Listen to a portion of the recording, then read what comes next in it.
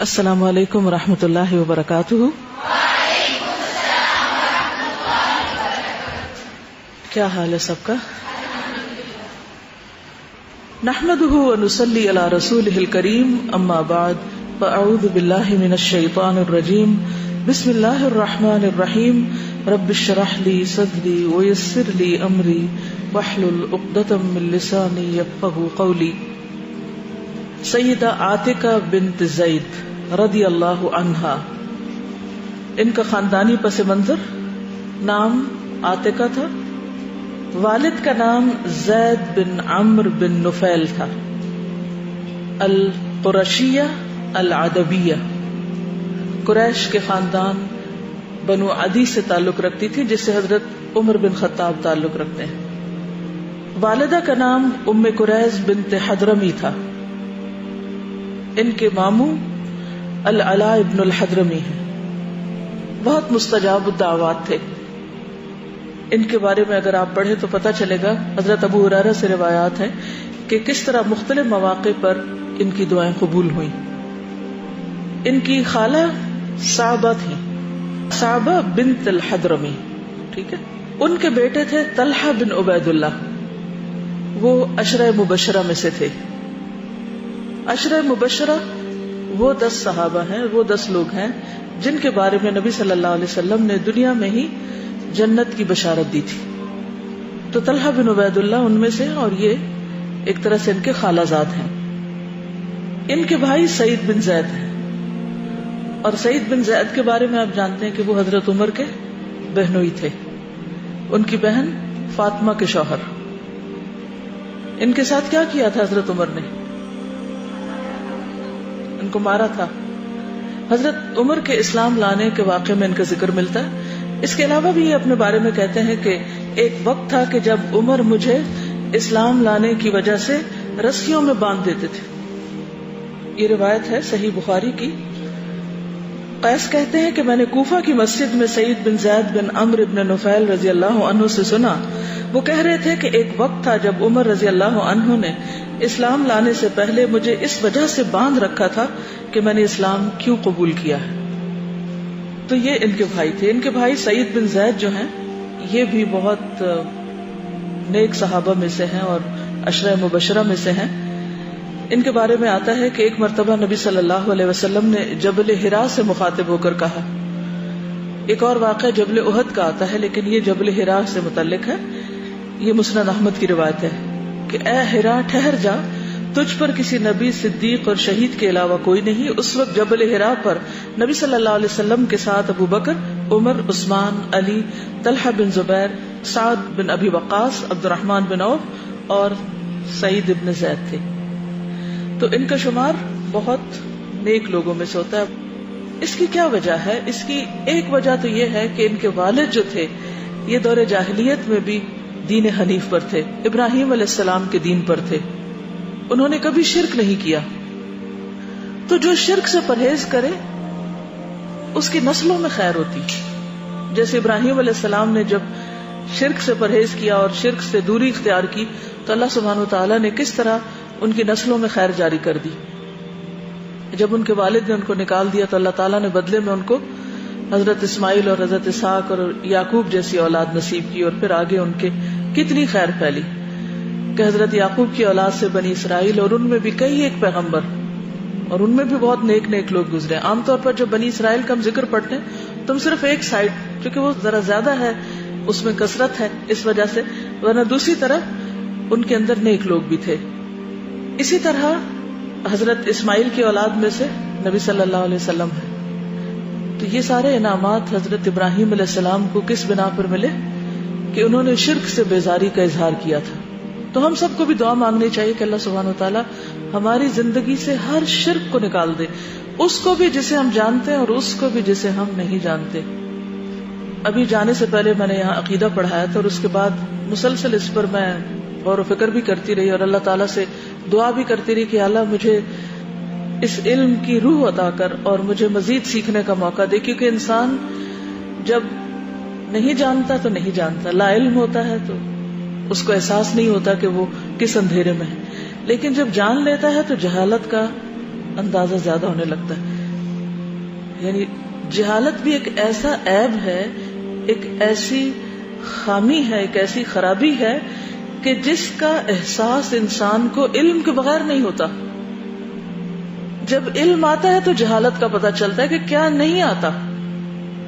تو عقیدہ میں کچھ چیزیں تو ظاہری ہیں، ہم سب کو معلوم ہے، لیکن عقیدہ میں کچھ چیزیں ایسی بھی ہیں جس کو خفایا کہتے ہیں، یعنی چھپی ہوئی چیزیں عام طور پر جن کا ہم نوٹس نہیں کرتے.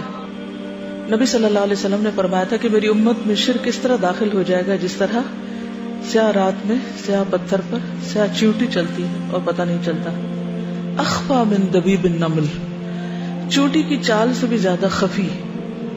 تو خفایا جو ہے، چھپی ہوئی چیزیں جو عام طور پر ہم نوٹس نہیں کرتے اور اپنے ماحول اور ادھر ادھر سے متاثر ہو کر وہی جملے بولتے رہتے ہیں، وہی باتیں سوچتے ہیں اور احساس بھی نہیں ہوتا کہ ہم غلط کر رہے ہیں. تو الحمدللہ اس رمضان میں اللہ تعالیٰ نے مجھے ایک اسکالر سے کتاب مزید پڑھنے کا موقع عطا کیا اور بہت سی نئی چیزیں میں نے سیکھی. تو انشاءاللہ زندگی رہی تو وہ کتاب آپ لوگوں کو پڑھاؤں گی تاکہ آپ بھی مزید استفادہ کر سکیں، کیونکہ موت تک انسان کو سیکھتے رہنا چاہیے اور کبھی بھی یہ نہیں سوچنا چاہیے کہ ہمارا علم مکمل ہو گیا ہے. اور اگر نبی صلی اللہ علیہ وسلم کو اللہ تعالیٰ نے فرمایا وَقُلْ رَبِّ زِدْنِي عِلْمًا، تو پھر ہمارے لیے کیا حکم ہے؟ ان کو تو براہ راست علم دیا جا رہا تھا. تو بہرحال اس کتاب کے پڑھنے کے بعد جب میں نے یہ دعا مانگی کہ اللہم انی اعوذ بک من ان اشرک بک شیئا وانا عالم واعوذ بک ان اشرک بک شیئا وانا لا اعلم، کہ اللہ میں تیری پناہ میں آتی ہوں، اپنے آپ کو تیری پناہ میں دیتی ہوں اس شرک سے جس کے بارے میں جانتی ہوں اور اس سے بھی جس کے بارے میں جانتی نہیں، مجھے معلوم بھی نہیں. لا علمی میں، جہالت میں، اندھیروں میں انسان شرک کرتا چلا جاتا ہے. تو بہرحال سب سے زیادہ انسان کو جس بات کی فکر ہونی چاہیے وہ یہی کہ اللہ سبحانہ وتعالیٰ کے حق میں کسی قسم کی کوئی کمی نہ ہو. اس نے ہمیں پیدا ہی اپنی عبادت کے لیے کیا ہے، اور اگر ہم نے وہی کام نہ کیا جس کے لیے اس نے پیدا کیا تو پھر ہم نے کیا کیا. اب دیکھیے کہ نبی صلی اللہ علیہ وسلم جب معراج پر تشریف لے گئے تھے تو کتنی نمازیں دی گئی تھی آپ کو؟ 50. یہ تو بعد میں حضرت موسیٰ علیہ السلام نے بار بار کہا تو 5 رہ گئی، لیکن اوریجنلی تو 50 ہی تھی. سوچئے اگر ہمیں دن میں 50 نمازیں پڑھنی ہوتی تو باقی کس کام کے لیے وقت بچتا؟ اور ابھی ہم یہ کہتے ہیں کہ نماز کے لیے وقت نہیں، تو پھر اس کا تو کوئی عذر قابل قبول ہے ہی نہیں نا کہ کوئی یہ بہانہ کرے کہ میرے پاس وقت نہیں کہ نماز پڑھوں. تو اس لیے ہمارا سب سے بڑا ہم اور غم یہی ہونا چاہیے کہ نہ کرنے کے کام کون سے ہیں جو اللہ کے حق میں سب سے پہلے، اور بھی بہت ساری چیزیں، بندوں کے حقوق بھی ہیں، باقی سب بھی. ہمارے یہاں ایک چیز بہت زیادہ دہرائی جاتی ہے، اللہ تو اپنے حقوق معاف کر دے گا، بندوں کے حقوق کا خیال کرنا چاہیے. اچھی بات ہے، لیکن یہ جملہ اتنی کثرت سے دہرایا گیا ہے کہ اب ہم نے اللہ کے حق کو ہی بہت کم کر دیا اور اس کی پرواہ بھی نہیں کی. وما قدر اللہ حق قدرہ. ٹھیک ہے بندوں کے بھی حقوق ہیں، لیکن بندے اللہ سے بڑے تھوڑی ہیں، بڑی ہستی تو اللہ ہی کی ہے. تو جو اللہ کا حق نہیں دیتا، جو سب سے بڑا، تو بندوں کا کیا دے گا؟ اس کو بندوں کا بھی دینا نہیں آئے گا. تو اس لیے پہلا ہم و غم یہی ہونا چاہیے کہ اللہ کے حق میں 2 چیزیں ہم جان لیں. ایک یہ کہ کیا نہیں کرنا چاہیے اس کا پتہ چل جائے، اور دوسرا یہ کہ کیا کرنا چاہیے. ایک افرمیشن اور ایک نیگیشن، کیا ہونا چاہیے اور کیا نہیں ہونا چاہیے، اس کے بارے میں پوری طرح ہمارا شرح صدر ہو.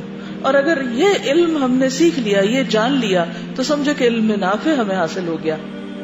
اور پھر اللہ تعالیٰ ہمیں اس پر عمل کی بھی توفیق عطا فرمائے، کیونکہ صرف جان لینا بھی کافی نہیں ہوتا جب تک انسان اپنی زندگی کو اس رنگ میں نہ رنگے. تو اللہ تعالیٰ سے دعا کرتے ہیں کہ اللہ ہمیں اس کی توفیق عطا فرمائے. بہرحال تو ان کے والد جو تھے وہ حضرت زید بن عمرو بن نفیل تھے. ان کے والد کو دور جاہلیت میں ہمیشہ یہ کھٹکا لگا رہتا تھا کہ دین حق کیا ہے، اور وہ اس کی تلاش میں رہتے تھے. ایکچولی 4 لوگ تھے دور جاہلیت میں جن کے اندر یہ تڑپ بہت پائی جاتی تھی. ان میں سے ایک تو یہی زید بن عمرو بن نفیل ہیں، ایک عثمان بن حویرث ہیں، ایک ورقہ بن نوفل ہیں، اور ایک عبید اللہ بن جہش. اور یہ چاروں کے چاروں حق کی تلاش میں نکلتے ہیں کہ صحیح دین ہمیں پتہ چلے تو ہم اس پر چلیں. ورقہ بن نوفل عیسائی ہو جاتے ہیں اور اسے بڑی مہارت حاصل کرتے ہیں، حتیٰ کہ وہ عبرانی زبان سیکھتے ہیں اور پھر وہ انجیل کو لکھنے والوں میں شامل ہو جاتے ہیں۔ جب نبی صلی اللہ علیہ وسلم کی بعثت ہوئی تو آپ سب کو معلوم ہے کہ کس طرح وہ حضرت خدیجہ جو تھی ان کے پاس لے گئی ان کو۔ عثمان بن حویرث جو تھے وہ شاہ روم کے پاس گئے اور وہاں انہوں نے نصرانیت قبول کی اور ان کے ہاں ان کو ایک بڑا مقام ملا، وہیں رہ گئے۔ عبید اللہ بن جہش شروع میں تھوڑے تردد کے ساتھ جب نبی صلی اللہ علیہ وسلم نے دین پیش کیا، مسلمان ہوئے، اس کے بعد ہجرت حبشہ کی، وہاں جا کر پھر نصرانیت قبول کر لی۔ یہ کس کے شوہر تھے؟ ام حبیبہ، ٹھیک ہے۔ اسی کے بعد تو پھر حضور صلی اللہ علیہ وسلم نے ام حبیبہ سے نکاح کیا تھا اور نجاشی نے غائبانہ طور پر نکاح پڑھا تھا اور آپ کی طرف سے مہر بھی ادا کیا تھا۔ اور چوتھے یہی تھے زید بن عمرو۔ صحیح بخاری کی ایک روایت میں آتا ہے کہ زید بن عمرو بن نفیل دین خالص کی تلاش میں شام گئے، وہاں وہ ایک یہودی عالم سے ملے تو انہوں نے اس کے دین کے بارے میں پوچھا اور کہا ممکن ہے کہ میں تمہارا دین اختیار کر لوں، اس لیے تم مجھے اپنے دین کے متعلق بتاؤ۔ یہودی عالم نے کہا کہ ہمارے دین میں تم اس وقت تک داخل نہیں ہو سکتے جب تک تم اللہ کے غضب کے ایک حصے کے لیے تیار نہ ہو جاؤ۔ اس پر زید نے کہا میں اللہ کے غضب سے ہی بھاگ کر آیا ہوں، پھر اللہ کے غضب کو میں اپنے اوپر کبھی نہ لوں گا اور نہ مجھ میں اسے اٹھانے کی کوئی طاقت ہے۔ کیا تم مجھے کسی دوسرے دین کا کچھ پتہ بتا سکتے ہو؟ اس عالم نے کہا میں نہیں جانتا سوائے دین حنیف کے۔ زید نے پوچھا دین حنیف کیا ہے؟ اس عالم نے کہا کہ ابراہیم علیہ السلام کا دین جو نہ یہودی تھے اور نہ نصرانی۔ قرآن بھی یہی کہتا نا، کیا کہتا ہے؟ ما کان ابراہیم یہودیا ولا نصرانیا۔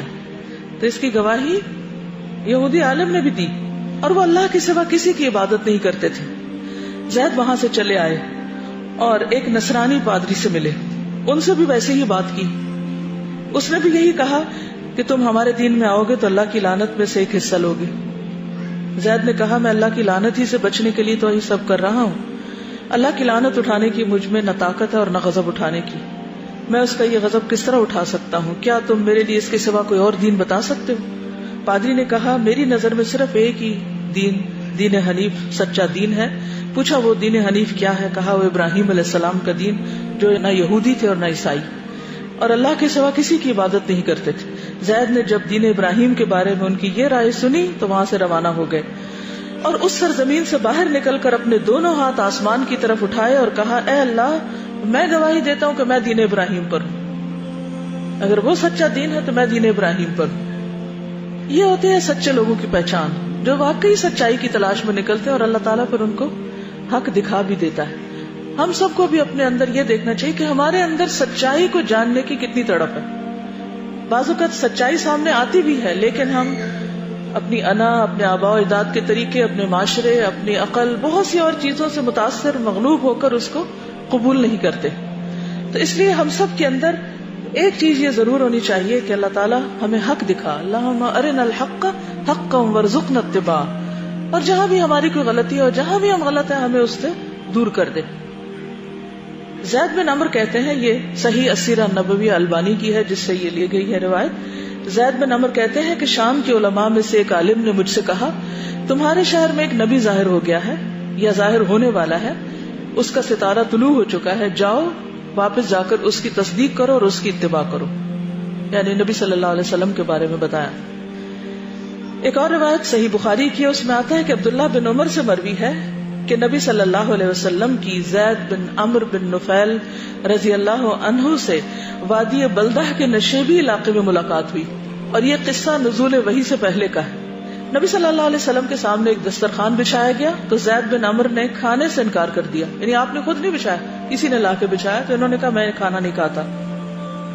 اور جن لوگوں نے دسترخوان بچھایا تھا ان سے کہا کہ اپنے بتوں کے نام پر جو تم ذبیحہ کرتے ہو میں اسے نہیں کھاتا، میں تو بس وہی ذبیحہ کھایا کرتا ہوں جس پر صرف اللہ کا نام لیا گیا ہو۔ زید بن عمرو قریش پر ان کے ذبیحہ کے بارے میں عیب لگایا کرتے تھے، اس کا انکار کرتے تھے، کہتے تھے کہ بکری کو پیدا تو اللہ نے کیا، اسی نے اس کے لیے آسمان سے پانی برسایا، اسی نے اس کے لیے زمین سے گھاس اگائی، پھر تم لوگ اللہ کے سوا دوسرے بتوں کے نام پر اسے ذبح کرتے ہو۔ یہ کتنی سمپل سی لاجک ہے نا، کہ دیا سب کچھ اللہ نے ہے اور اللہ کے علاوہ دوسروں کے نام پہ تم آگے کرتے ہو۔ زید نے یہ کلمات ان کے کاموں پر اعتراضات کرتے ہوئے کہے اور ان کے اس عمل کو بہت بڑی غلطی قرار دیا. پھر اسی طرح دور جاہلیت کی اور رسموں سے بھی ان کو بہت نفرت تھی. مثلاً بیٹیوں کو زندہ درگور کرنا, اور یہ اس بات میں کوشاں رہتے تھے کہ اگر کہیں بھی پتہ چلتا کہ کسی بچی کو زندہ دفنایا جا رہا ہے تو یہ اس کا ذمہ لے لیتے اور اس کو بچا لیتے, یعنی اس کا خرچہ اٹھا لیتے اور اسے اپنی پرورش میں لے لیتے.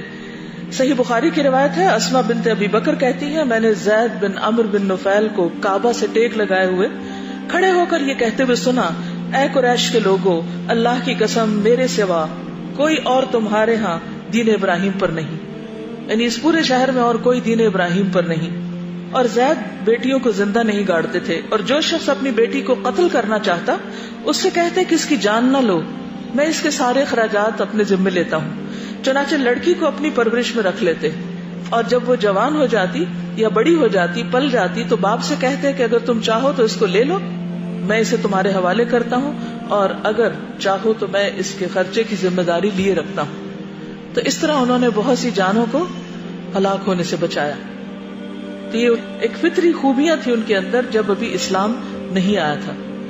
اسی لیے نبی صلی اللہ علیہ وسلم نے جب آپ سے ان کے بارے میں پوچھا گیا کہ وہ کس دین پر ہوں گے, تو فرمایا قیامت کے دن اکیلی امت کی حیثیت سے اٹھائے جائیں گے, کیونکہ نبی صلی اللہ علیہ وسلم کی بعثت سے پہلے انتقال ہو گیا, تو وہ آپ کی امت میں سے تو نہیں, اور یہودی بھی نہیں تھے, نصرانی بھی نہیں تھے, حق کی تلاش میں تھے. فرمایا کہ وہ ایک اکیلی امت الگ طور پر کھڑے ہوں گے. تو اس سے آپ اندازہ لگائیے کہ انسان جب حق کی تلاش میں ہوتا ہے تو بعض اوقات بالکل تنہا رہ جاتا ہے, اکیلا رہ جاتا ہے, کوئی بھی اس کے ساتھ نہیں ہوتا. تو اس سے بھی کبھی پریشان نہیں ہونا چاہیے. کیا سوچنا چاہیے کہ اللہ تو میرے ساتھ ہے. مثلا آپ قرآن مجید پڑھ رہے ہیں, آپ پڑھتے ہوئے کوئی ایسی بات پڑھتے ہیں جو آپ کو پہلی دفعہ پتہ چلتی ہے, اس سے پہلے آپ نے کہیں معاشرے میں اس کو نہیں سنا, کہیں پڑھا نہیں, لوگوں کو پریکٹس کرتے نہیں دیکھا, جب جا کے آپ بتاتے سب آپ کے خلاف ہو جاتے ہیں, تو اس وقت آپ کو یہ لگتا ہے جیسے آپ ہی غلط ہیں. تو نہیں, جو حق ہے وہ حق ہے. قرآن سے بڑھ کر کوئی چیز سچی نہیں. تو جو چیز آپ اپنی نگاہوں کے ساتھ دیکھ لیں, پڑھ لیں, آپ کو سمجھ آ رہی ہو, سمپل ہو, اور کوئی اور اسے ماننے کو تیار نہ ہو, تو بھلے نہ مانے, لیکن آپ صحیح بات سے کبھی نہ ہٹیں, کیونکہ انجام متقین ہی کا اچھا ہے. ان العاقبۃ للمتقین, جو اللہ سے ڈرتے ہیں انہی کے لیے کامیابی. اس میں جیسے وہ حدیث میں بھی آتا ہے نا, بدأ الاسلام غریبا وسیعود غریبا فطوبى للغرباء, اسلام اجنبیت کی حالت میں شروع ہوا, ان قریب پھر اجنبی ہو جائے گا. اسلام کی جو اصل باتیں, اصل تعلیم ہے, وہ پھر لوگوں سے بالکل چھپ جائے گی, پتہ ہی نہیں ہوگی ان کو. تو ایسے دور میں جو لوگ پھر اصلی دین کو تھامیں گے, اس کو اپنا دین بنائیں گے, اس پر جمیں گے, خاص سارے لوگ اس کی مخالفت کریں, تو ایسے لوگوں کے لیے نبی صلی اللہ علیہ وسلم نے خوشخبری دی ہے. طوبیٰ للغرباء, کوئی بات نہیں, اگر ہم اسٹرینجرز ہیں تو اسٹرینجرز ہی صحیح, اللہ تو ہے نا ہمارے ساتھ, اور ایک اللہ کا ہمارے ساتھ ہونا کافی ہے. حسبی و کفا. ٹھیک ہے. تو بہرحال یہ تھے حضرت عاتکہ کے والد اور بھائی اور کزن, اور عمر جو تھے وہ بھی کزن تھے لیکن بعد میں مسلمان ہوئے, چچا کے بیٹے تھے. سیدہ عاتکہ کی شادی سب سے پہلے عبداللہ بن ابی بکر الصدیق کے ساتھ ہوئی, ابو بکر کے بیٹے کے ساتھ. ٹھیک ہے. ان کی شہادت کے بعد سیدہ عاتکہ کی شادی سیدنا عمر بن خطاب کے ساتھ ہوئی, یعنی اپنے کزن کے ساتھ. جب وہ شہید ہو گئے تو سیدہ عاتکہ سیدنا زبیر بن عوام کے ساتھ رشتہ ازدواج میں منسلک ہوئی. اس کے بعد سیدنا علی بن ابی طالب نے نکاح کا پیغام دیا جو انہوں نے قبول نہ کیا. پھر ان کی شادی حضرت حسین بن علی کے ساتھ ہوئی. یہ 4 شہداء کی وائف ہیں. ان کے بارے میں یہ مشہور ہو گیا تھا کہ جس کو شہید ہونا وہ ان سے شادی کر لے, کیونکہ ان کا ہر شوہر شہید ہوا. عبداللہ بن ابی بکر کون ہے؟ کوئی ایک بات بتا دیجئے, ان کی خاص بات. شاباش, ویری گڈ. جب نبی صلی اللہ علیہ وسلم غار ثور میں حضرت ابو بکر کے ساتھ تھے تو حضرت عبداللہ بن ابی بکر الصدیق اور حضرت اسماء جو تھی وہ ان کو کھانا پہنچاتے اور ان کو خبریں دیا کرتے تھے کہ شہر میں کیا ہو رہا ہے. ٹھیک ہے. تو بہرحال یہ تھے حضرت عاتکہ کے والد اور بھائی اور کزن, اور عمر جو تھے وہ بھی کزن تھے لیکن بعد میں مسلمان ہوئے, چچا کے بیٹے تھے. سیدہ عاتکہ کی شادی سب سے پہلے عبداللہ بن ابی بکر الصدیق کے ساتھ ہوئی, ابو بکر کے بیٹے کے ساتھ. سیدہ عاتکہ رضی اللہ عنہا نہایت حسین و جمیل اور خوش اخلاق تھی، بہت عبادت گزار بھی تھی. انہوں نے ابتدائی دور میں ہی اسلام قبول کر لیا تھا، کیونکہ ان کے بھائی نے بھی کر لیا اور ان کی آگے بھابھی نے بھی کر لیا، تو یہ ابتدائی لوگوں میں سے تھی جنہوں نے اسلام قبول کیا. مکہ معظمہ میں اسلام قبول کیا اور دیگر مسلمان خواتین کے ساتھ بیعت کرنے کا شرف حاصل کیا. جب رسول اللہ صلی اللہ علیہ وسلم نے اپنے صحابہ کو مدینہ منورہ کی طرف ہجرت کرنے کی اجازت دے دی تو سیدہ عاتکہ نے بھی مدینہ منورہ کی طرف ہجرت کرنے کی سعادت حاصل کی، تاکہ رسول اللہ صلی اللہ علیہ وسلم کے قریب رہتے ہوئے ہدایت الہی کے چشمے سے سراب ہو سکے. یہ بہت فصیح اور بلیغ شاعرہ خاتون تھی. انہیں عرب شعراء میں بلند مقام حاصل تھا. مرثیہ کہنے میں انہیں بڑی مہارت حاصل تھی. مرثیہ کیا ہوتا ہے؟ جو شعر کسی کی ڈیتھ پر لکھے جاتے ہیں، وفات پر لکھے جاتے ہیں. ان کی یہ خوبی اس وقت آشکارا ہوئی جب انہوں نے یکے بعد دیگر اپنے فوت ہونے والے خامندوں کے بارے میں فصاحت و بلاغت کے شاہکار مرثیے کہے. بعض اوقات انسان کے اوپر غم آتے ہیں، حادثے آتے ہیں، تو اس وقت اس کا پوٹینشیل باہر آتا ہے، عام حالات میں نہیں. تو یہ ایک کے بعد ایک صدمے سے دوچار ہوئی تھی، تو ان کے اندر جو شاعری کا پوٹینشیل تھا اور خاص طور پر مرثیہ گوئی کا، وہ بہت عمدہ شکل میں باہر آیا. ابن کثیر ان کے بارے میں لکھتے ہیں کہ وہ بڑی حسین و جمیل اور عبادت گزار خاتون تھی. عبداللہ بن ابی بکر کی وارثگی. عبداللہ بن ابی بکر نے جب انہیں دیکھا تو ان سے نکاح کا ارادہ کیا اور ان کے ساتھ رشتہ ازدواج میں منسلک ہو گئے. شادی کے بعد عاتکہ رضی اللہ عنہا عبداللہ بن ابی بکر کے گھر آئیں تو وہ اکثر اوقات گھر ہی رہتے. غزوات میں حاضری بھی قدرے کم ہو گئی. نماز کے اوقات میں حاضری کی بھی پہلے جیسی تیزی نہ رہی، یعنی اول وقت میں جیسے نہیں پہنچے. اس صورتحال کو ابو بکر صدیق رضی اللہ تعالیٰ عنہ نے بڑی شدت سے محسوس کیا. جب ابو بکر صدیق کو اپنے بیٹے کے بارے میں پتا چلا کہ وہ اپنی بیوی کی محبت کی وجہ سے تساہل کا شکار ہے تو انہیں دینی لحاظ سے خطرہ محسوس ہوا اور انہوں نے فیصلہ کیا کہ دونوں میں جدائی کر دی جائے. بیٹے کو حکم دیا کہ وہ اپنی بیوی کو طلاق دے کر مکمل طور پر دین کی طرف لوٹیں، پہلے کی طرح غزوات میں دلچسپی کا مظاہرہ کریں. عبداللہ رضی اللہ عنہ کے لیے یہ بڑا ہی مشکل مرحلہ تھا. ایک طرف چہیتی بیوی اور دوسری طرف عظیم المرتبت باپ کا حکم. باپ کا احترام انہیں مجبور کر رہا تھا کہ ان کی پیروی اختیار کی جائے اور ان کے حکم کو بیوی کی محبت پر ترجیح دی جائے، کیونکہ باپ کا بھی کوئی ذاتی حکم نہیں تھا. لہٰذا انہوں نے اپنے معزز باپ کی دلی رغبت کو ترجیح دیتے ہوئے اپنی چہیتی بیوی کو بادل ناخواستہ طلاق دے دی. طلاق کے بعد ایک دوسرے سے وہ الگ ہو گئے، لیکن عبداللہ کے سینے کی محبت کی آگ بجھ نہ سکی. تو ایک دن انہوں نے اپنے دل کی کیفیت کو ان اشعار میں بیان کیا. یقولون طلقها وخیم مکانها مقیما تمن النفس احلام نائمی وان فراقی اہل بیت جمیعہم علی کرہ منی لاحدى العظائم. لوگ کہتے ہیں تو اسے طلاق دے دے اور خود کو اس کی جگہ خواب دیکھنے والے کی طرح سہارا دیتا ہوں، یعنی میں اس کو یاد کرتا رہتا ہوں، خوابوں میں دیکھتا ہوں. یہ مطلب ہے سمپلی ایک عظمت والی خاتون کی خاطر گھر والوں سے جدائی مجھے ناگوار گزرتی ہے، یعنی ادھر کو دیکھوں کہ ادھر کو دیکھوں، اب باپ کا حکم ماننا ہی ماننا ہے. حضرت ابوبکر صدیق رضی اللہ تعالیٰ عنہ کا یہ فیصلہ قرآن پاک کی کس آیت کے حکم کی روشنی میں ہو سکتا ہے؟ وہ آیت بتائیے. حضرت ابوبکر صدیق کوئی معمولی انسان نہیں تھے، بہت سمجھ بوجھ رکھنے والے، ہر روز نبی صلی اللہ علیہ وسلم سے ملنے والے، آپ کی حکمت سے فیضیاب ہونے والے. وہ کوئی ظالمانہ حکم نہیں دے سکتے، لیکن کیوں دیا ہوگا یہ حکم؟ کوئی جواز ملتا ہے اس کا قرآن سے؟ شاباش. قل ان کان آباؤکم وابناؤکم واخوانکم وازواجکم وعشیرتکم واموال اقترفتموها وتجارة تخشون کسادها ومساکن ترضونها احب الیکم من اللہ ورسولہ وجہاد فی سبیلہ فتربصوا حتی یأتی اللہ بامرہ واللہ لا یہدی القوم الفاسقین. سورۃ توبہ آخر میں نازل ہونے والی صورتوں میں سے ہے، اور یہ معاملہ اور یہ واقعہ کچھ پہلے کا ہے، کیونکہ اس کے بعد انہوں نے غزوہ طائف میں شرکت کی تھی جو فتح مکہ کے فوراً بعد ہوا تھا. ٹھیک ہے، ایگزیکٹلی تو یہ نہیں پتہ چلتا کہ یہ کب موقع پیش آیا، لیکن حضرت ابوبکر رضی اللہ تعالیٰ عنہ کا فیصلہ ظالمانہ فیصلہ نہیں تھا. اس کی دلیل قرآن سے ملتی ہے. کل بھی فقہ القلوب کی کلاس میں جو باتیں ہم نے کی کہ صحابہ کرام کا طرز زندگی اور ہمارا طرز زندگی بالکل مختلف ہے. ان کے لیے اللہ، اس کا رسول، جہاد فی سبیل اللہ آخرت یہ ساری چیزیں دنیا کی ہر چیز سے زیادہ محبوب تھی. لیکن آج ہمارا حال کیا ہے؟ ساری چیزیں ہمیں اللہ رسول اور اللہ کے راستے میں جد و جہد سے زیادہ محبوب ہو گئی.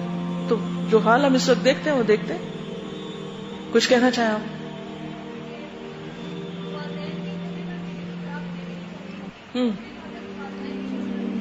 جی اب یہاں ایک تھوڑی سی بات آپ یاد رکھیے. اب چونکہ یہ ایک ایسا مسئلہ ہے جو عام طور پہ ہمارے معاشرے میں بھی پیش آتا ہے. بہت سے معقول یا نامعقول والدین بچوں کو اس واقعے کا ریفرنس دیتے ہوئے طلاق کا حکم دیتے رہتے ہیں کہ ہم ماں باپ ہیں اور تم گناہگار ہوگے اگر بیوی کو طلاق نہیں دو گے. یہاں ایک بات ضرور دیکھی جائے گی کہ کیا والدین کے اندر حضرت ابوبکر جیسا تقویٰ بھی ہے؟ کیا حضرت ابوبکر رضی اللہ تعالی عنہ نے اپنی کسی ذاتی وجہ سے طلاق دی تھی کہ بیٹا مجھ سے ملنے نہیں آتا، میرے پاس نہیں بیٹھتا، مجھے پیسے نہیں دیتا، مجھ سے زیادہ بیوی کو توجہ دیتا ہے؟ یہ شکایت تھی ان کی، یا یہ تھی کہ یہ غزوات اور مسجد میں جانے میں تاخیر کر رہا ہے؟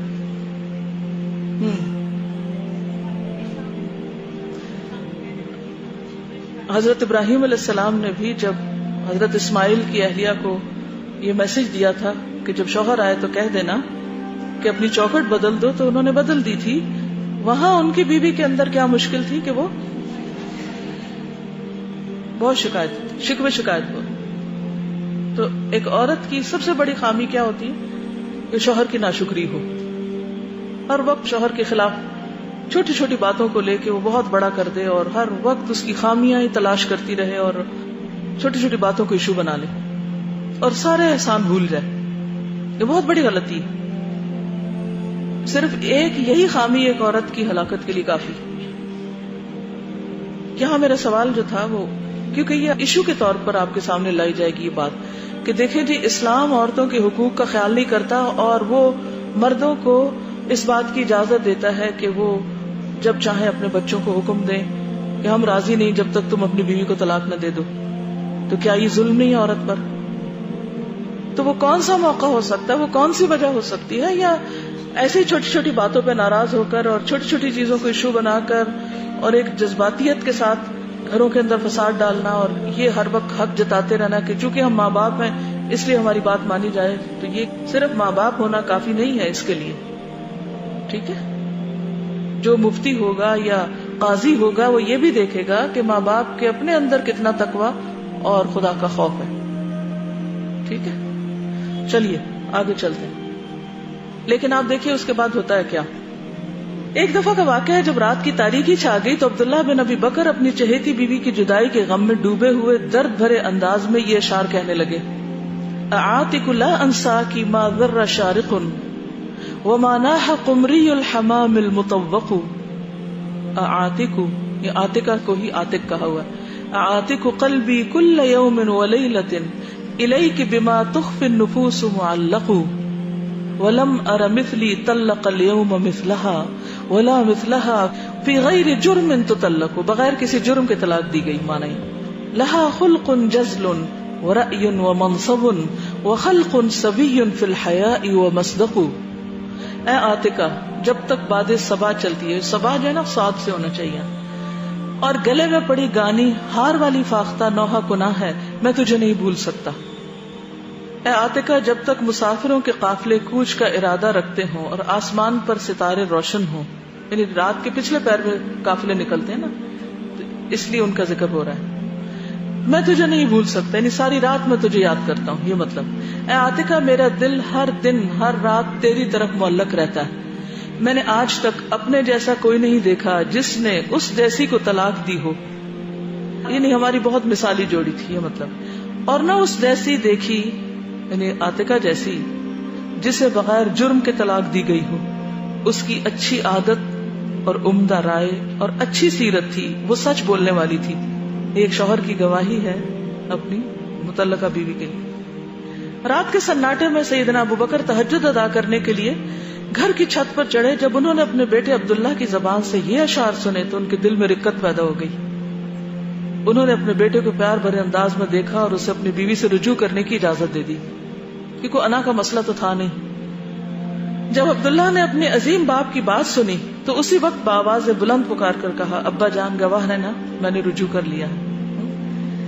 یعنی انہوں نے دیر نہیں لگائی اور فوراً رجوع کر لیا. انہوں نے انتہائی خوشی سے اپنے غلام ایمن کو آواز دے کر کہا جاؤ تم میری طرف سے آزاد ہو، یعنی شکرانے میں صدقہ کیا. پھر وہ بھرپور مسرت اور شادمانی کا اظہار کرتے ہوئے اپنی بیوی عاتقہ کو رجوع کی بشارت دینے کے لیے روانہ ہوئے اور اس موقع پر یہ اشعار کہے عاتق قد طلقت فی ریبۃ ورجعت للامر الذی هو کائن كذلك امر اللہ غاد ورائح علی الناس فیہ الفت وتباین وما زال قلبی للتفرق طائرا وقلبی لما قد قرب اللہ ساکن لیہنک انی لا ارا فیہ سخطتا وانک قد تمت علیک المحاسن وانک ممن زین اللہ وجہہ ولیس لوجہ زانہ اللہ شائن. اے عاتقہ تو طلاق دی گئی شک کی بنیاد پر، یعنی ایک مس انڈرسٹینڈنگ تھی کہ تم وجہ ہو میرے دین میں پیچھے رہنے کی، حالانکہ قصور تو اپنا ہی ہوتا نا انسان کا. تو یہ بھی کتنی بڑے دل کی بات ہے. اور تجھ سے رجوع کیا گیا ایک ایسے کام کے لیے جو لوگوں پر واقع ہونے والا ہے، اس میں پیار بھی ہے اور جدائی بھی. میرا دل جدائی میں ہمیشہ اڑتا ہے اور میرا دل جو اللہ نے قریب کر دیا ٹھہر گیا ہے تیری نرم گوئی کی وجہ سے. میں تجھ میں ناراضگی کے آثار نہیں دیکھ پاتا، یعنی میری طلاق اور پھر میرے اس رجوع میں تمہارے اندر بھی کوئی انا نہیں. یہ آپ دیکھیے کہ انڈرسٹینڈنگ کی ایک حد ہے نا، اور کتنا حسن ظن ہے. دیکھیے اچھے تعلقات کی بنیاد حسن ظن پر ہی ہوتی ہے. تجھ پر حسن و جمال کا پرتو ہے. تو ان لوگوں میں سے ہے جن کے معاملات اللہ نے سلجھا دیے اور جن کو اللہ نے آراستہ اور مزین کر دیا، انہیں کوئی ذلیل کرنے والا نہیں. وَلَيْسَ لِوَجْهٍ زَانَهُ اللَّهُ، جس چہرے کو اللہ زینت رونق بخشے اس کے لیے کوئی نہیں شائن جو اسے میلا کر سکے، یعنی اسے کو بدنام کر سکے. سیدنا عبداللہ نے اپنی بیوی کے ساتھ شدید قلبی تعلق کی بنا پر ایک باغ ان کو اس شرط پر تحفے میں دیا کہ وہ اس کی وفات کے بعد کسی شخص سے شادی نہیں کرے گی، یعنی اپنے اخراجات اس باغ سے پوری کرتی رہیں گی. دونوں میاں بیوی نے بڑے ہی خوشگوار انداز میں زندگی بسر کی اور دونوں نے بڑی سعادت مندی سے اپنی زندگی کے ہر لمحے کو پرمسرت انداز میں گزارا. دیکھیے خوش ہونا، خوش رہنا، یہ بھی ایک ڈھنگ ہے یا فن ہے زندگی کا. بہت سے لوگ سب کچھ ہوتے ہوئے بھی کبھی خوش نہیں ہوئے، اور کچھ لوگ ایسے ہوتے ہیں کہ چھوٹی سی نعمت پر بھی شکر گزار ہوتے ہیں، خوش رہتے ہیں، ہر چیز کا مثبت پہلو دیکھتے ہیں. اس کا فائدہ کس کو ہوتا ہے؟ اگر آپ شکر گزار ہیں، اگر آپ خوش ہیں، آپ کے اندر ایک اطمینان ہے، قلب مطمئنہ ہے، تو فائدہ کس کو ہوگا؟ اپنے آپ کو ہی ہوگا. اور اگر آپ ہر وقت شکوے شکایات اور ہر وقت دوسروں کی خامیاں تلاش کرنے کے لیے ادھر ادھر دیکھتے رہتے ہیں تو اس کا نقصان کس کو ہوگا؟ اپنے آپ کو ہی ہوگا. بہت سے لوگ جو اپنی ازدواجی زندگی میں زہر گھولے رکھتے ہیں صرف اپنی انہی منفی عادتوں کی وجہ سے، کہ دوسرے فریق کی اچھائی کو نہیں دیکھتے، دیکھ پاتے ہی نہیں، کبھی شکر گزاری کے کلمات ادا نہیں کرتے، کبھی تعریف نہیں کرتے. نتیجہ کیا ہوتا ہے؟ خود بھی جلتے کوٹتے رہتے ہیں، دوسرا فریق بھی جلتا کوٹتا رہتا ہے، اور دونوں اس بات کے انتظار میں رہتے ہیں کہ دوسرا پہل کرے. آپ کو پہل کرنے سے کون سی بات روکتی ہے؟ کسی بھی شخص سے جو ناراضگی ہو، آپ کو پہل کرنے سے کون سی بات روکتی؟ انا. تو انا کیا ہے پھر؟ کیا ہے انا؟ جنت میں لے جانے والی چیز ہے نا؟ نہیں، صرف ایک کڑوا گھونٹ بھرنا ہوتا ہے اور اس کے بعد اللہ تعالیٰ شفا دے دیتے ہیں. جو خیر چاہتا ہے، جو حسن ظن رکھتا ہے، جو اللہ کے وعدوں پر یقین رکھتا ہے، جو آخرت کی نعمتوں پر یقین رکھتا ہے، اس کے لیے پھر دنیا کا بھاری بڑے سے بڑا فیصلہ بھی بڑا نہیں رہتا، آسان ہو جاتا ہے. ایک چیز جو آپ سارے اس پچھلے واقعے میں دیکھتے ہیں کہ ہر جگہ اللہ کی ذات جو ہے وہ اوپر ہے. ایک بہت بڑی خوبی ہے نا. ہمیں کیوں کہا گیا کہ صحابہ کرام کے حالات پڑھیں، صحابیات کے؟ یہ وہ لوگ ہیں جن پر اللہ نے انعام کیا ہے، ان کی زندگی میں ہمارے لیے بہت رہنمائی ہے. اور سب سے بڑی چیز ان کی زندگی میں یہی آتی ہے کہ واقعی انہوں نے جو ایمان کا دعویٰ کیا اسے سچا کر دکھایا. جی مجھے اس میں جو چیز نظر آ رہی ہے وہ یہ کہ ان کو اپنی بیوی سے اتنی محبت تھی لیکن والد نے جب یہ حکم دیا تو انہوں نے قبول کر لیا، لیکن والد کے بارے میں کوئی دل میں انہوں نے کوئی غلط بات یا بدگمانی یا ان کے ساتھ تعلقات میں اخلاق میں کوئی چیز ایسی نظر نہیں آتی. تو یہ بھی بہت بڑا اخلاقی نہیں کی، کوئی بدتمیزی نہیں کی. یہ اسی وجہ سے تھی شاید کہ اللہ تعالیٰ کی ذات یا اللہ کا فیصلہ سمجھ کر انہوں نے اس کو قبول کر لیا ہو. کیونکہ انہوں نے یہ لکھا ہوا نا کہ جو چیز ہونے والی تھی ہوئی. رجعت للامر الذی هو کائن، رجوع بھی اللہ نے لکھا تھا تو ہو گیا. جی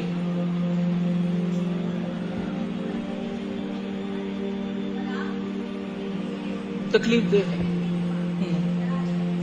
فائدہ نہیں ہوا. یعنی طلاق دینے سے جو مقصد تھا کہ بیوی سے دور ہو کر دوسرے کاموں میں دل لگائے تو وہ تو پورا نہیں ہوا. تو پھر فیصلہ چینج کر لیا، کیونکہ ہر چیز ایک مقصد کے تحت ہے نا. کتنے فوکسڈ ہے نا. اس ساری علائشوں سے پاک ایک ہی غرض ہے. حضرت عبداللہ کو ان کی جدائی میں ان کی سیرت، ان کے کردار، ان کے اخلاق زیادہ یاد آ رہے ہیں، ان کی سچائی وغیرہ. تو اس کا مطلب سیرت بہت میٹر کرتی ہے انسان کی، اور زیادہ ان کے حسن و جمال کی تعریف نہیں کر رہے وہ شعروں میں بھی. ایک اور بات یہ ہے کہ اگر ان کو محبت تھی تو انہوں نے ظاہر بھی کی. ہمارے یہاں کیا ہوتا ہے، محبت ہو بھی تو، یعنی شوہر کو بیوی سے، بیوی کو شوہر سے محبت ہو. میں کسی ناجائز محبت کی بات نہیں کر رہی یہاں، بی کیئرفل. یعنی شوہر کو بیوی یا بیوی کو شوہر سے محبت ہو تو عام طور پہ اظہار نہیں کرتے. کیوں؟ کیا سوچتے ہیں؟ وہ سمجھتے ہیں محبت کرنا شاید ویکنیس ہے، اور اگر دوسرے کو پتا چل گیا ہماری ویکنیس کا تو پھر وہ ہم سے ناجائز فائدہ اٹھائے گا. ابھی کس قسم کی محبت ہے؟ کیونکہ اس میں بھی خود غرضی ہے نا. پھر اپنی ذات کو بالا رکھنے کی بات ہے. حالانکہ محبت تو سراسر قربانی سکھاتی. ہمارے معاشرے میں بھی اس کو اچھا نہیں سمجھا جاتا. اگر کوئی شوہر بیوی سے محبت کا اظہار کرے تو لوگ اس کو ایکسپٹ نہیں کرتے، برا سمجھا جاتا ہے، تو اسے تانے دیے جاتے ہیں. ٹھیک ہے، چلیے آگے چلتے ہیں. زندگی کسی کو بھی ہمیشہ کے لیے نہیں ملتی. جو اس دنیا میں آیا اس کے جانے کا ایک وقت مقرر ہے. اس میں ایک لمحہ کے لیے بھی نہ تاخیر ہو سکتی ہے، نہ تقدیم، نہ آگے نہ پیچھے. اسی وقت آنی ہے موت. کیا خوب کسی پنجابی شاعر نے کہا، ایتھے بیٹھ کسے نہیں رہنا، اے دنیا کوئی دن دی، یعنی چند دن کی. سیدنا عبداللہ بن ابی بکر رضی اللہ عنہ رسول اللہ صلی اللہ علیہ وسلم کے ہمراہ غزوہ طائف کے لیے روانہ ہوئے. غزوہ حنین اور غزوہ طائف یہ آگے پیچھے ہوئے تھے. اس میں ہوا کیا تھا، کسی کو یاد ہے؟ مسلمانوں کو اپنی تعداد پر فخر تھوڑا سا ہو گیا کہ اس دفعہ تو ہمارے پاس بہت لوگ ہیں، ہم نہیں ہارنے کے. تو پھر ہوا کیا تھا، حوازن کے جن سے مقابلہ تھا ان کے جو تیر انداز تھے انہوں نے چھپ کر بہت تیر مارے، جس کی وجہ سے مسلمانوں کا لشکر تتر بتر ہو گیا تھا. بہرحال اللہ سبحانہ وتعالیٰ نے آخر مسلمانوں کو فتح دی، لیکن جنگ احد کے بعد یہ مسلمانوں کے لیے ایک بہت مشکل مرحلہ تھا. تو اسی وجہ سے ان کو بھی ایک تیر آ کے لگ گیا. عبداللہ بن ابی بکر کو انہی تیروں میں سے ایک تیر آ لگا جس سے وہ شہید ہوئے. اب کہا یہ جاتا ہے کہ اسی وقت شہید نہیں ہوئے تھے. دوسری روایات سے پتہ چلتا ہے کہ تیر بہت گہرا لگا تھا اور زہریلا تیر تھا، جس کی وجہ سے ان کا زخم ہیل نہیں ہوا. اور نبی صلی اللہ علیہ وسلم کی وفات کے کچھ عرصے کے بعد ان کی وفات ہوئی تھی. لیکن چونکہ ان کو جنگ میں تیر لگا تھا اس لیے یہ شہید شمار ہوئے تھے. جب ان کے شوہر شہید ہو گئے تو اس وقت انہوں نے اپنے شوہر کی یاد میں یہ شعر کہے، رزقت بخیر الناس بعد نبیہم وبعد ابی بکر وما كان قصرا فآلیت لا تنفک عینی حزینتا علیک ولا ينفک جلدی اغبرا فللہ عینا من رآ مثلہ فتن کریما واحما فی الہیاج واصبرا اذا شرعت فیہ الاسنة خاضها الى الموت حتی یترک الرمح احمرا. بالکل بہت ہی آسان الفاظ ہیں. اگر آپ لوگ جا کے ڈکشنری میں دیکھیں اور نیچے سے ملا جلا کے ترجمہ کریں تو ایک دم عربی جاننے کا ایک سٹیپ اوپر چلے جائیں گے. چلیے انہوں نے شعر کہا، آپ ان کا معنی تو جان لیں. کہتی ہیں کہ مجھے نبی کریم صلی اللہ علیہ وسلم اور سیدنا ابو بکر کے بعد سب سے بہتر انسان کی جدائی کا صدمہ پہنچا ہے جو کسی طرح بھی کم نہ تھا. یعنی میرا شوہر کسی خوبی میں کم نہ تھا. میں نے قسم کھا لی ہے کہ میری آنکھوں سے غم کے آنسو ختم نہ ہوں گے اور میرا جسم گرد آلود ہی رہے گا جب تک درختوں کے جھنڈ میں فاختہ گاتی رہے گی. اور جب تک روشن صبح رات کو دھکیلتی رہے گی میری آہوزاری جاری رہے گی. اللہ کی قسم کوئی آنکھ ایسی نہیں جس نے اس جیسا کوئی جوان دیکھا ہو. جب جنگ میں نیزے حرکت میں آتے ہیں تو یہ موت کی وادی میں گھس جاتا ہے حتیٰ کہ نیزے کو سرخ حالت میں چھوڑتا ہے, یعنی قتل کر کے. بہادری کی بات کی جا رہی. بہرحال حضرت عاتقہ عدت کے دوران مسلسل روتی رہی. جب انہوں نے عدت پوری کر لی تو عمر بن خطاب رضی اللہ عنہ نے انہیں نکاح کا پیغام بھیجا. انہوں نے حضرت عمر کو بتایا کہ عبداللہ بن ابی بکر نے اسے باغ اس شرط پر دیا تھا کہ میں اس کے بعد کسی سے شادی نہ کروں. عمر بن خطاب نے فرمایا کہ تم کسی سے فتویٰ لے لو. جس چیز کو اللہ تعالیٰ نے تیرے لیے حلال کیا ہے تم اسے اپنے لیے حرام کر رہی ہو. یعنی نکاح حلال ہے, تم کیوں حرام کر رہی. حضرت عاتقہ نے سیدنا علی بن ابی طالب سے مسئلہ دریافت کیا. انہوں نے فرمایا کہ تم باغ عبداللہ بن ابی بکر کے خاندان کو واپس کر دو اور پھر جس سے چاہو شادی کر لو. انہوں نے علی بن ابی طالب کے دیے ہوئے فتوے پر عمل کیا اور عمر بن خطاب کے ساتھ رشتہ ازواج میں منسلک ہو گئی اور ان کے ساتھ زندگی بسر کرنے اور ان کے علم سے خوش اچینی کرنے لگی. ان سے زہد کی تعلیم حاصل کی.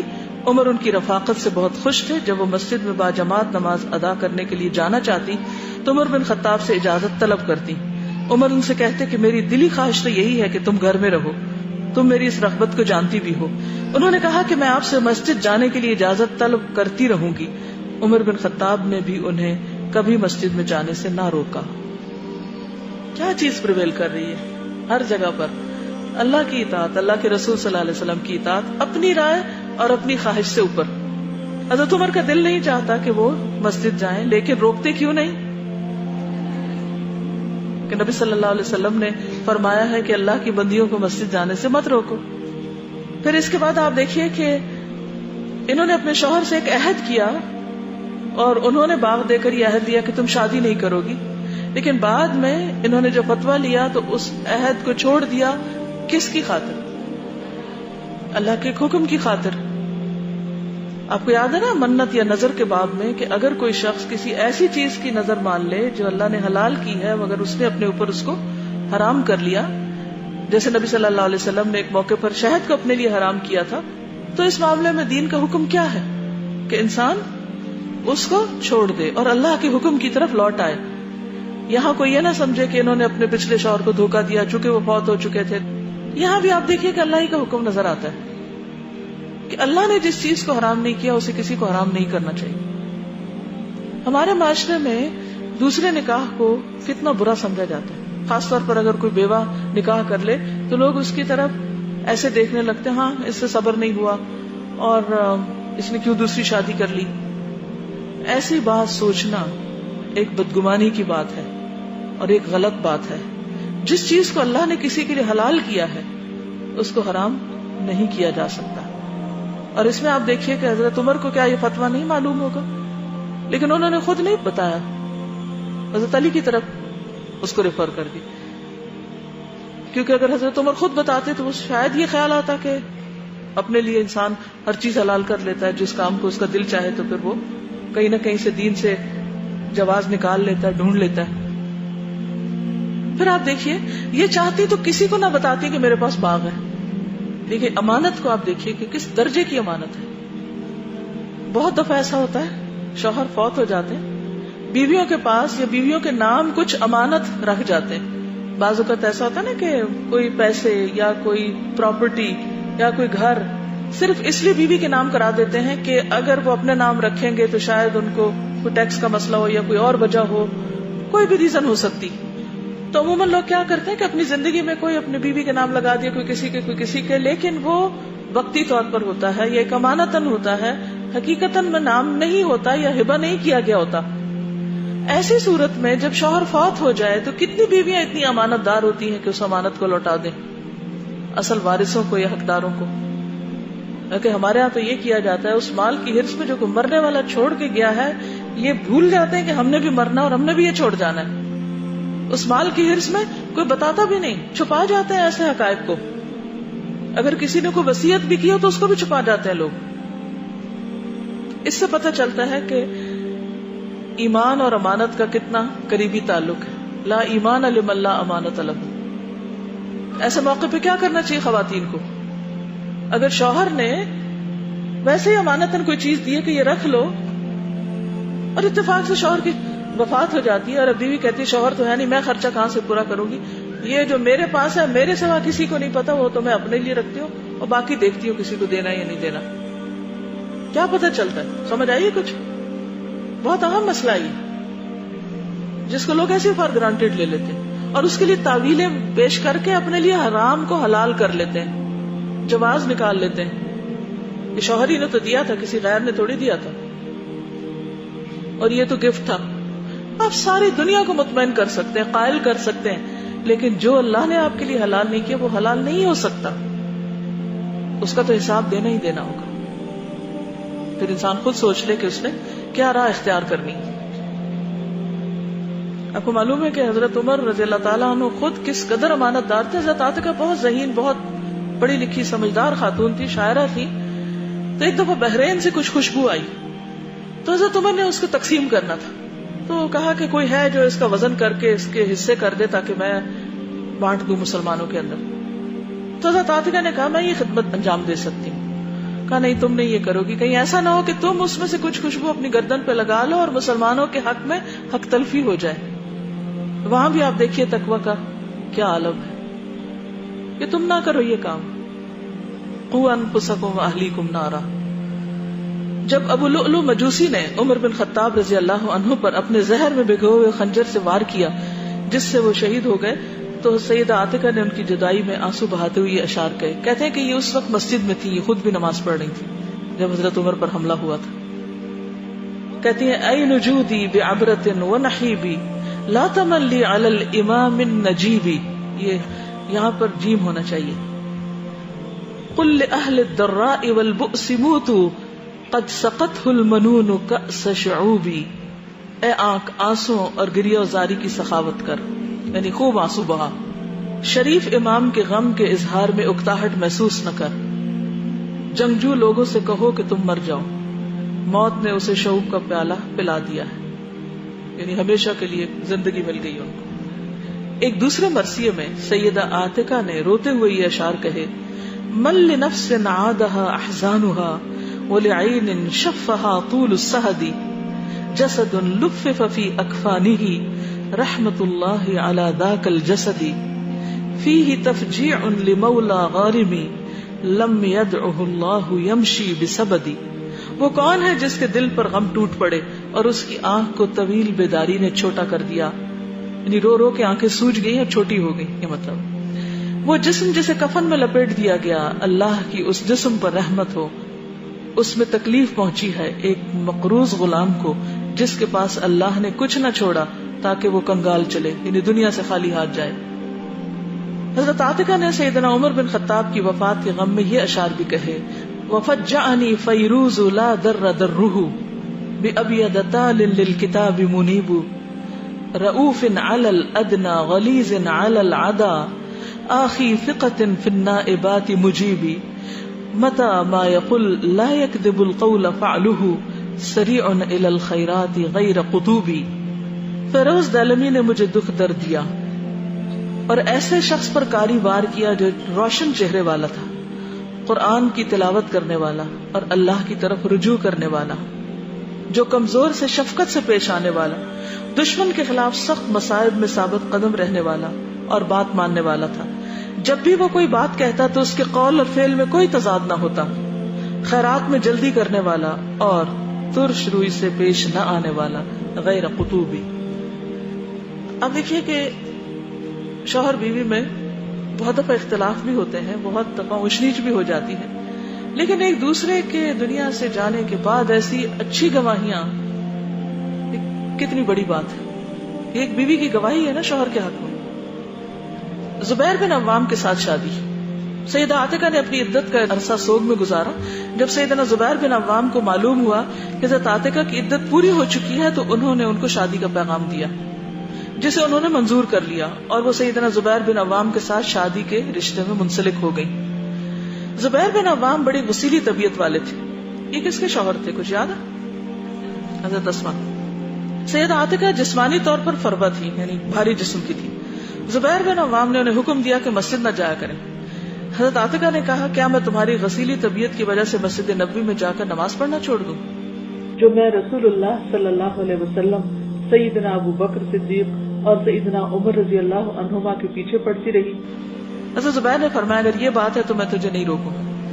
زبیر بن عوام نماز فجر ادا کرنے کے لیے وضو کر کے جلدی جلدی گھر سے روانہ ہوئے۔ راستے میں ایسی جگہ چھپ گئے جہاں سے وہ حضرت عاتکہ کو جاتے ہوئے دیکھ سکتے تھے، لیکن اندھیرے کی وجہ سے حضرت عاتکہ ان کو نہیں دیکھ سکتی، بڑا گہرا اندھیرا تھا۔ جب حضرت عاتکہ ان کے پاس سے گزری تو انہوں نے اپنی بیوی عاتکہ کی گردن پہ ہاتھ مارا اور تیزی سے مسجد کی طرف روانہ ہو گئے، یعنی چپ کے ہاتھ مار کے مسجد چلے گئے۔ حضرت عاتکہ نے انا للہ و انا الیہ راجعون پڑھا اور گھر واپس آ گئی۔ حضرت زبیر بن عوام نماز سے فارغ ہو کر گھر واپس آئے تو بیوی سے پوچھا آج آپ مسجد نہیں گئی؟ خیر تو ہے؟ کہنے لگی لوگوں میں فتنہ و فساد غالب آ چکا ہے، اور انہوں نے اپنے ساتھ پیش آنے والا واقعہ بیان کیا۔ فرمانے لگی میرے گھر میں نماز پڑھنا ہی میرے لیے بہتر ہے۔ زبیر بن عوام یہ بات سن کر خوش ہو گئے کہ چلو اچھا ہوا، ہمارے دل کی مراد پوری ہو گئی اور اس کے لیے زیادہ دشواری بھی پیش نہیں آئی۔ جنگ جمل میں زبیر بن عوام امیر معاویہ کی طرفداری میں شریک ہوئے، لیکن حضرت علی بن ابی طالب کے ساتھ ملاقات کے بعد وہ جنگ سے علیحدہ ہو گئے۔ وہ میدان میں ایک جگہ نماز ادا کر رہے تھے کہ ابن جرموز انہوں نے دیکھ لیا اور نماز ہی کی حالت میں انہیں قتل کر دیا۔ پھر وہ سیدنا علی بن ابی طالب کی طرف گیا کہ انہیں اپنے کارنامے سے آگاہ کرے۔ اس کا خیال تھا کہ حضرت علی یہ خبر سن کر خوش ہوں گے اور اسے انعام و اکرام سے نوازیں گے، لیکن ابن جرموز نے حضرت علی سے ملاقات کی اجازت طلب کی تو انہوں نے فرمایا ابن صفیہ یعنی زبیر بن عوام کے قاتل کو جہنم کی بشارت دو۔ پھر فرمایا کہ میں نے رسول اللہ صلی اللہ علیہ وسلم سے سنا، آپ نے فرمایا ہر نبی کا ایک حواری ہوتا ہے اور میرا حواری زبیر بن عوام ہے۔ ایک دوسری روایت میں زر بن حبیش سے مروی ہے کہ علی بن ابی طالب کو بتایا گیا کہ زبیر بن عوام کا قاتل دروازے پہ کھڑا ہے، آپ نے فرمایا ابن صفیہ یعنی زبیر بن عوام کے قاتل کو جہنم کی بشارت دو۔ پھر فرمایا میں نے رسول اللہ صلی اللہ علیہ وسلم سے سنا اور یہی حدیث دہرائی۔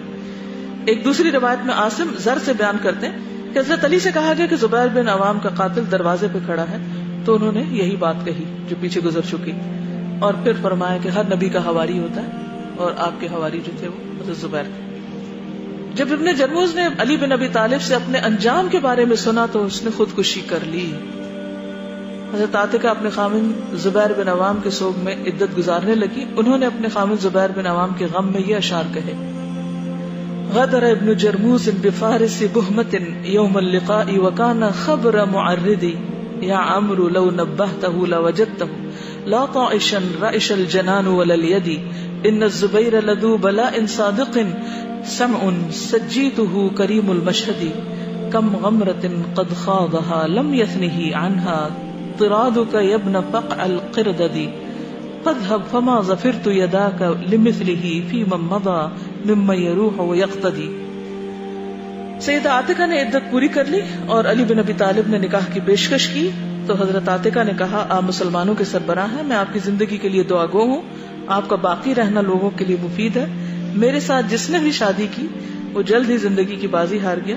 سابقہ حالات سے یہی کچھ سامنے آیا۔ حضرت علی نے ان کی باتیں سن کر اس کے ساتھ شادی کا ارادہ ترک کر لیا۔ یہ نہیں کہ کوئی برا شگون لیا، جب انہوں نے انکار کیا تو انہوں نے اصرار نہیں کیا۔ کہا جاتا ہے کہ سیدنا عبداللہ بن عمر فرمایا کرتے تھے من اراد الشہادۃ فلیتزوج عاتکہ، جس کو شہادت کی تمنا ہو وہ عاتکہ سے شادی کر لے۔ لیکن آپ دیکھیے کہ جب حضرت زبیر نے دیکھا کہ حضرت عمر بھی شہید ہو گئے، حضرت عبداللہ بھی شہید ہوئے، تو انہوں نے اسے کوئی برا شگون سمجھ کے شادی سے انکار نہیں کیا۔ اور اس کے بعد آپ دیکھیں حضرت علی کے لیے کوئی اور وجہ بھی ہو سکتی ہے، لیکن اس کے بعد حضرت علی کے بیٹے حسین بن علی نے ان سے شادی کر لی۔ تو ہمارے ہاں اگر کوئی عورت بیوہ ہو جائے تو اس کے بارے میں عموماً کیا گمان کیا جاتا ہے، کیا سمجھا جاتا ہے؟ ہاں اس کے ساتھ شادی سے کیوں انکار کرتے ہیں؟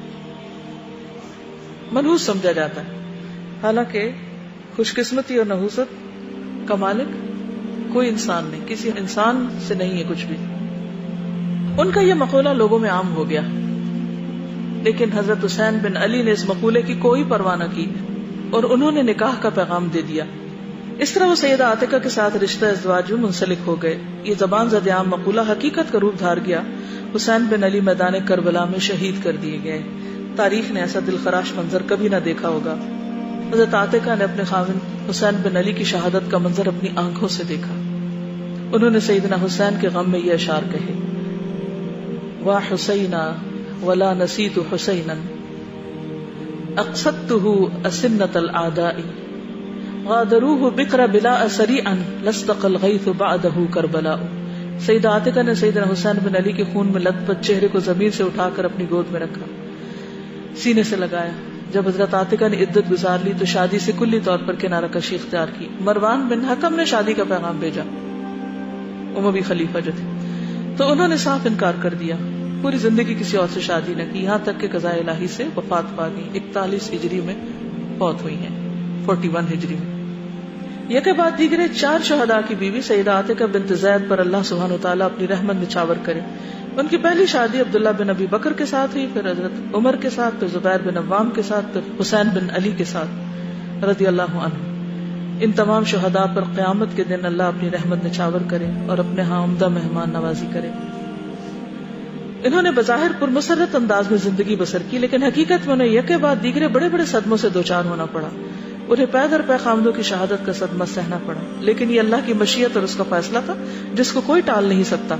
ہر کسی کے لیے اللہ کی مشیت کو رضا اور رغبت کے ساتھ تسلیم کرنا پڑتا ہے، رضا اور رغبت کے ساتھ اس کو قبول کرنا پڑتا ہے ایسے فیصلوں کو. اس کے بغیر کوئی چارہ نہیں. اس کائنات میں صرف اس کا امر اور نہیں کار فرما ہوتا ہے، اس کے حکم کو کوئی تبدیل کرنے والا نہیں. وہ حاکم ہے، اس کے حکم کا کوئی تعاقب کرنے والا نہیں.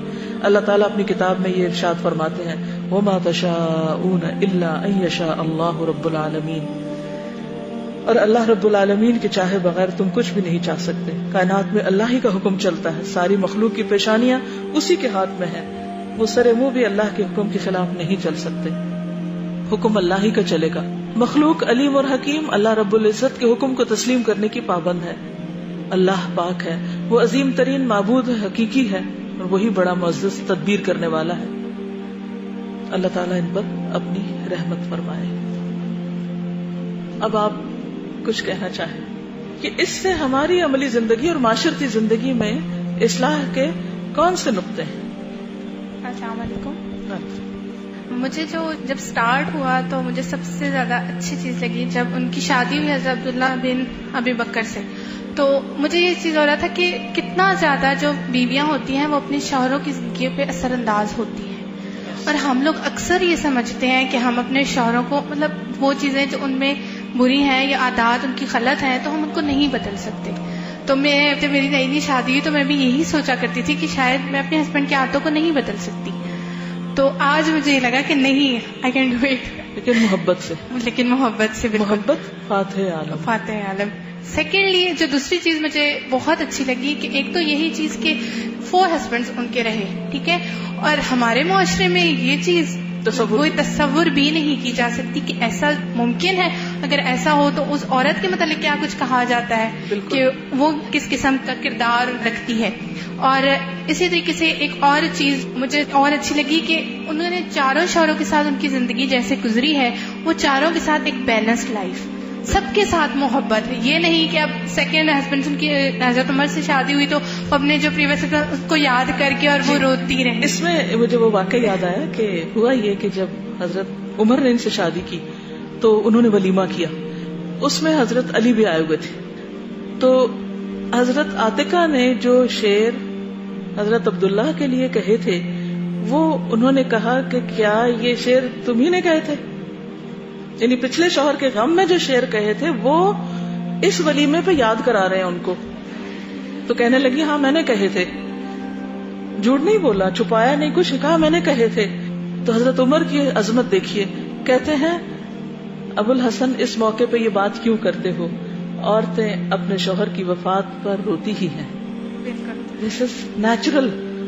کون عورت ہے جو شوہر کی وفات پر روئے گی نہیں؟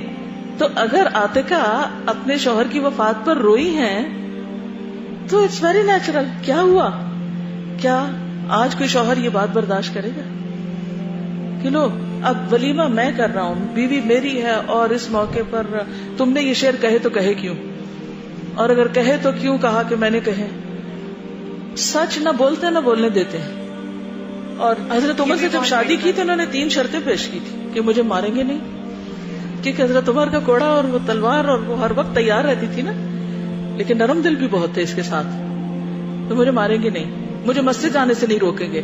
اور ایک تیسری بھی انہوں نے شرط رکھی تھی تو اس لحاظ سے بہت ذہنی طور پر الرٹ خاتون تھی کہ کس سے شادی ہو رہی ہے اور کیا مشکل ہو سکتی ہے. پھر حضرت زبیر سے جب شادی تو اس وقت بھی ان کی کچھ شرائط تھی. تو اس سے یہ بھی پتہ چلتا ہے کہ اسلام نے عورت کو اپنے حقوق کے لیے کتنی آزادی دی ہے، اور ایک نیچرل انداز میں، ایک سچے انداز میں یہ سارے تعلقات نظر آتے ہیں. جی، اس میں ایک بات جو مجھے یہ لگی ہے کہ اس زمانے میں عرب عورتیں بہت بولڈ ہوتی تھی. وہ اپنی شادی کے بارے میں یا اس بارے میں رائے دینے میں کوئی مشکل، حالانکہ آج کل کے دور میں پڑھی لکھی لڑکیاں بھی شادی کے وقت ان کو نہ تو بولنے دیا جاتا ہے اور نہ ہی ان کی رائے کو اتنی اہمیت دی جاتی ہے. بالکل. اور اس میں آپ دیکھیے کہ دور جاہلیت کو ہم بہت برا بھلا بنا کے پیش کرتے ہیں. ٹھیک، اس میں خرابیاں تھیں لیکن ان کو ہم نے جنرلائز کر دیا. اس میں خوبیاں بھی بہت تھیں. اللہ نے ایسے تو نہیں چنا تھا ان کو اپنی آخری نبی اور کتاب ان میں بھیجا اس کام کے لیے کہ ان سے دین کا کام آئندہ لینا تھا، اور اسلام نے آ کر ان کو مزید پالش کر دیا تھا. نیکسٹ. مجھے سب سے زیادہ یہ لگا کہ حضرت عبداللہ کی اور حضرت عاتقہ کی جو انڈرسٹینڈنگ سچائی کی بنیاد پہ تھی، اور آج کل تو جھوٹ کی بنیاد کی وجہ سے سب سے زیادہ اختلافات پیدا ہوتے ہیں. کیونکہ شادی بھی جھوٹ کی بنیاد پہ ہوتی ہے، دھوکہ دیا جاتا ہے ایک دوسرے کو، ایک دوسرے کی ناخامیاں خوبیاں سچ نہیں بتایا جاتا. پھر ایک مصنوعی ماحول میں شادی کی جاتی ہے، سارا دکھاوے پہ زور ہوتا ہے، جو اخلاقی خوبیاں ان کی طرف کوئی توجہ نہیں دیتا. اور پھر نتیجہ کیا ہوتا ہے کہ بعد کی زندگی میں بھی ایک دوسرے کے ساتھ وہی سلوک جاری رہتا ہے. نیکسٹ. یہ بات میں نے فیل کی ہے کہ ان کے 4 ہسبینڈز کی شہادت ہوئی، لیکن انہوں نے کسی ایک کی بھی ڈیتھ پہ یا شہادت پہ یہ نہیں کہا کہ میرے ساتھ ہی یہ ہونا تھا یا اللہ تعالیٰ نے میرے لیے ہی اتنے امتحان رکھے ہوئے ہیں. بس وہی ایک غم کی جو کیفیت تھی، یعنی اللہ کے فیصلوں کو قبول کرنا اور پھر ایک کے بعد ایک زخم اور ایک کے بعد ایک دکھ اٹھاتے جانا اور اس پر کوئی واویلا نہ کرنا بہت بڑی بات ہے. نیکسٹ. ان کی لائف میں اتنے بڑے پرابلمز آئے لیکن انہوں نے اتنی خوشی سے سب کچھ قبول کیا اور اپنی لائف کو نارمل ایسے رکھا کہ جیسے کچھ بھی نہیں ہے. تو یہی ہے کہ زندگی اللہ تعالیٰ کی مرضی ہونی چاہیے اپنی انا. اب دیکھیے کہ غم بھی ہوتا ہے، خوشی بھی ہوتی، محبت بھی ملتی ہے، نہیں بھی ملتی. کسی چیز کو طاری نہیں کر لینا چاہیے. ٹھیک ہے نا. انہوں نے کسی حادثے کو اپنے اوپر طاری نہیں کر لیا کہ اس کے بعد نارمل زندگی نہ گزاری. ہم لوگ نارمل لائف سے اب نارملٹی کی طرف چل پڑتے ہیں. نیکسٹ. مجھے یہ اچھا لگا کہ کتنی عورتیں ایسے ہیں کہ جو خامند ہوتے بھی ان کی وفاداری نہیں شو کرتی، اس کی تعریف کرتی نہیں ہے. لیکن ڈائیورسز بھی ہوتی ہیں اسی بیس پہ ہوتی ہے. وہ ان کی ڈیتھ پہ اگر 4 ہسبینڈ کے سب کے لیے امپورٹینس نہیں دیتی شوہر کو. تو یہ بہت اہم بات ہے کہ اپنے حقوق کو ایک طرف رکھ کے ان کو اللہ کے ذمہ کر دیں. وہ اللہ دے گا ہمیں، ہمارا حق اللہ دے گا، ہمیں دوسرے کا حق دینا ہے. نیکسٹ. السلام علیکم. مجھے یہ بات اچھی لگی تھی کہ عبداللہ بن ابی بکر کو جب ان کے والد نے رجوع کا حکم دیا تو انہوں نے فوراً سے خوشی میں صدقہ کیا ہے، جبکہ ہم لوگوں کو جب کوئی خوشی ملتی ہے تو ہم لوگ صدقہ اور اللہ تعالیٰ کا شکر ادا کرنا بھول ہی جاتے ہیں. مجھے یہ بات اچھی لگی کہ حضرت عاتقہ نے کوئی پرسنل گرج نہیں رکھا، مطلب حضرت ابو بکر کی گریٹنس کو اکنالج کیا کہ وہ نبی صلی اللہ علیہ وسلم کے پاس سب سے بڑے انسان تھے. یہ نہیں سوچا کہ سسر ہوتے ہوئے ان کی وجہ سے ان کی طلاق ہوئی. Very good point. انہوں نے حضرت ابو بکر کی شان میں بھی شعر کہے. میں نے یہ چیز مینشن کرنی تھی کہ جس طرح ایکسپریشن آف لو کتنا خوبصورت طریقے سے بتایا گیا، اور ہماری سوسائٹی میں نے کبھی کسی عورت کو نہیں دیکھا کہ اپنے میاں کی ایسی تعریف کرے یا کوئی میاں اپنی بیوی کی ایسی تعریف کرے. بہت بھی عورتیں زیادہ یہ ایکسپیکٹ کرتی ہیں کہ ہمارا میاں کرتے، لیکن کبھی کسی عورت نے کسی محفل میں یا اس طرح ان کے آپ دیکھیں ان کے شعر ہسٹری میں پرزرو ہو چکے ہیں، اور کوئی اس میں غیر اسلامی یا انڈیسنٹ بات نہیں ہے کہ کوئی کہے کہ میں اپنے ہسبینڈ اینڈ وائف کے، اور بلکہ اس کے دوسری طرف جو ہے انڈیسینسی کو ہسبینڈ اینڈ وائف کے لو کو دوسرے والے لو کے ساتھ ایسوسیٹ کر کے انڈیسنٹ شو کرتے ہیں، حالانکہ وہ اتنا اوپن ہے اور اس میں کوئی ہے ہی. بہت اچھا پوائنٹ ہے. آپ دیکھیے کہ ہمارے معاشرے میں جو حرام تعلقات ہیں، جو اسلام کی حدود سے باہر ہیں، ان میں اتنے گانے اور غزلیں اور محبتوں کے خزانے بھرے پڑے ہیں، لیکن جو حلال محبت ہے وہاں کچھ بھی نہیں نظر آتا. یعنی شیطان نے ایک حرام چیز کو کتنا خوشنما بنایا ہوا ہے، اور جو حلال چیز ہے اس کی طرف توجہ نہیں جانے پاتی. تو اس میں جتنی بھی شادی شدہ خواتین ہیں ان کو آج میرا یہ میسج ہے کہ وہ ناراض بھی ہیں اپنے ہسبینڈ سے، کوئی شکوہ شکایت بھی ہے تو ایک اچھا سا میسج لکھ کے دیں ان کو، یا اچھی سی بات کریں ان سے جا کے. ٹھیک ہے، تاکہ انہیں پتہ چلے کہ ہماری بیویاں قرآن پڑھ رہی ہیں یا کوئی دین پڑھ رہی ہیں تو ان کے اندر کوئی دین کی روح بھی آ رہی ہے. کیونکہ عموماً لوگوں کا خیال کیا ہوتا ہے، دین کیوں نہیں پڑھنے دیتے، اس ڈر کے مارے کہ دین پڑھ کے نا جو تھوڑی بہت محبت ہے وہ بھی نکل جائے گی، انہوں نے خشک مزاج ہو جانا ہے، تو وہ نہ ہو. جی. ہمارے معاشرے میں ایسے ہوتا ہے اور بیوہ ہو جاتی ہے تو اس کی شادی نہیں ہوتی، مطلب ساری عمر گھر میں گزار دیتی ہے. ان کے ایسا ہوا ہے کہ 3 پرپوزل اس کو زیادہ پاکیزہ سمجھا جاتا ہے. جی. اگر وہ شادی نہ کرے تو زیادہ قابل عظمت قرار پاتی ہے. اور اگر وہ بیچاری کار لے تو سب کی آنکھیں کھڑی رہتی کہ یہ چھت کو خراب عورت ہے، نعوذ باللہ. حالانکہ ایسا نہیں ہے. جی اس میں یہ کہنا تھا کہ ہم لوگوں کے معاشرے میں یہ بہت ہوتا ہے نا کہ ان کی پہلے جو ہے وہ حضرت عمر سے شادی ہوئی، پھر حضرت حسین بن علی سے، تو ایج میں کتنے چھوٹے تھے. یہاں پر تو کہتے ہیں یہ کیا ہے، مطلب ایج ڈفرینس بہت ہوتا ہے نا. جبکہ اس میں مجھے لگتا ہے کہ وہ بالکل اس چیز کا میٹر نہیں کرتے ہوتے کہ وہ کون سی ایج کے ہیں اور کیا کہتے ہیں. ایکچولی ہم نے ایک خود ساختہ معیار اور آئیڈیلز کچھ بنائے ہوئے ہیں، وہ آسمان پہ رہتے ہیں، کبھی اتریں گے تو پھر مسئلے حل ہوں گے. چلیے.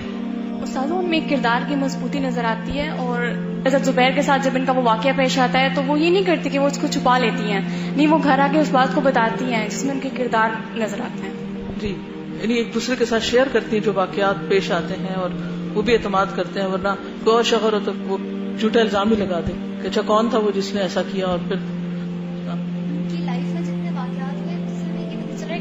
وہ کتنے حقیقت پسند لوگ تھے.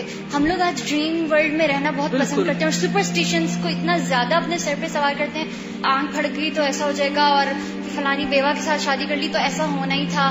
تو کسی بھی شادی کیا کر لی، اگر بیوہ شادی کے موقع پہ آ گئی تو وہ بھی شادی ناکام ہونے کا ڈر ہے، نعوذ باللہ. اچھا اب ایسا ہے کہ باقی لوگ بھی جب لکھیں گے کچھ لوگوں کے پاس ہو سکتا ہے اس سے بھی بہت اچھی باتیں، اور جو بھی آپ خوبی ان کی لکھیں یا جو لیسن آپ نے اس سے لیا اس کی دلیل آگے ضرور لکھیں.